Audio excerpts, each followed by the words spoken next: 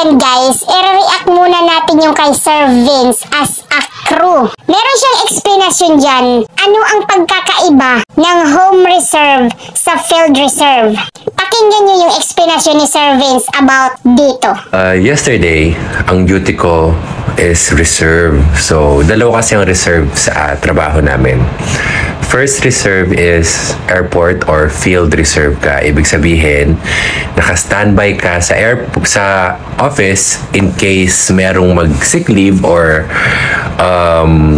kulangan na crew ang isang flight, ikaw yung ma-upgrade. Yun yung field reserve. So, kapag field reserve ka, kailangan lagi kang prepared kung saan ka man na mapapalipad.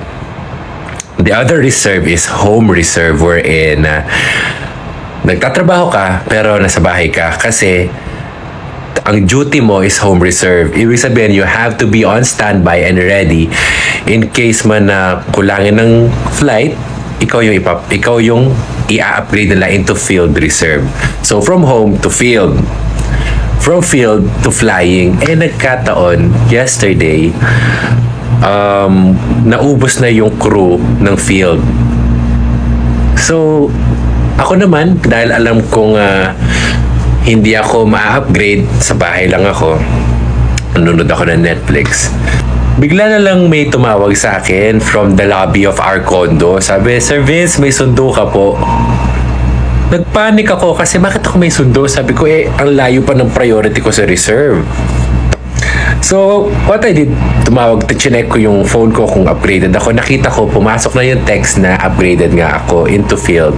So, ganyan pala yung pagkakaiba ng home reserve sa field reserve. So, guys, kung gusto nyo maging flight attendant as a crew ng PAL, yan po yung mga babantayan nyo.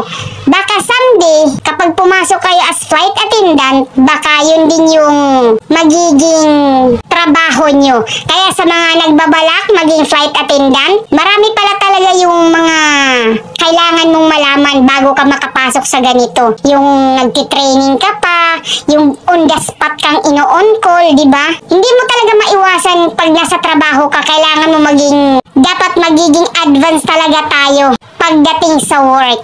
Kasi yung mga ganyan, may mga on the spot talaga, hindi natin maiiwasan. Mahirap din pala maging flight attendant, no? Akala natin talaga, napakasimple lang tingnan. Yung with uniform sila, angas nila tingnan kasi naka-necktie at nakatatak yung pangalan mo sa dibdib. Yung pala mahirap din kasi may mga training din yan. Naku, hindi natin alam, baka may mga exam din yan. Diba? Pero kahit ano pa man ang trabaho na papasukin natin, kailangan maging handa talaga tayo sa gagawin natin. Kasi hindi lahat ng work para sa atin. Diba? Kasi tulad din na Sir Vince at Mami Sara, yan talaga yung magiging kapalaran nila. Yan talaga ang binigay na work sa kanila. Kaya alam na nila yung pasikot-sikot dyan. Diba? So yun lang po yung update ko. Please subscribe Kabudi Mix Vlog. Love you all. Bye-bye!